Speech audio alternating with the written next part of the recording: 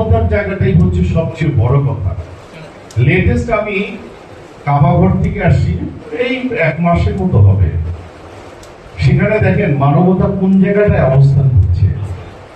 আপনি হাজার হাজার কোটি টাকার মালিক, আপনি সেলিব্রিটি, আপনি শাহরুখ খান কিংবা মানে রবি চৌধুরী কিংবা ওমর সানি, দেখার কোনো সময় নেই। তাদেরকে পানি দিচ্ছে, বাচ্চাদেরকে গ্রোন আপ করাচ্ছে, ছোট ছোট বাচ্চাদেরকে শিখাচ্ছে। আমাদের কিন্তু আমরা খুব নাম করা চোর, কিন্তু আমরা নাম করা চোর, আর রোজা আসলে হয়ে যায় আমরা ডাকাত। এই যে আমাদের অবক্ষয়, এই অবক্ষয় তো দূর করতে পারি না। কত দূরে যাব আমরা?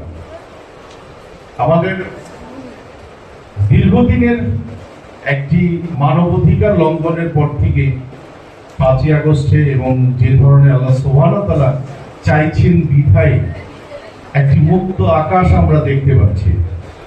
এই মুক্ত আকাশের আর মূলত কিছুক্ষণ সময়ের একটু আলোকেতে আমরা ভীষণভাবে আলোকিত হচ্ছি আমাদের তারেক রহমান সাহেবকে দেখি। তার নেতৃত্বে আমি মনে করি একদিন ইনশাআল্লাহ আমি যদি বেঁচে থাকি, এটুকু বলতে পারি তারেক রহমানের নেতৃত্বে বাংলাদেশ যেভাবে এগোবে আমি আশাবাদী। আমরা তো সিনিয়র সিটিজেন হয়ে যাচ্ছি মূলত, তো আমি হয়তোবা দেখবো যে মানব অধিকার থেকে শুরু করে অনেক সেক্টরগুলি ভালো, যে কাজগুলি একটা সময় গিয়ে আমার ছেলে ফারদিন, সে মোস্ট অফলি এই ওয়ার্ল্ড ইকোনমিক ক্রাইসিস যে হলো, ওয়ার্ল্ড ক্রাইসিস যে হলো, ওইটার কারণে বাংলাদেশে আসলো। সে এসে বলল, ইট ইজ ট্রু বাবা, যে গুলশানে তারেক সাহেব এইভাবে থাকে, এত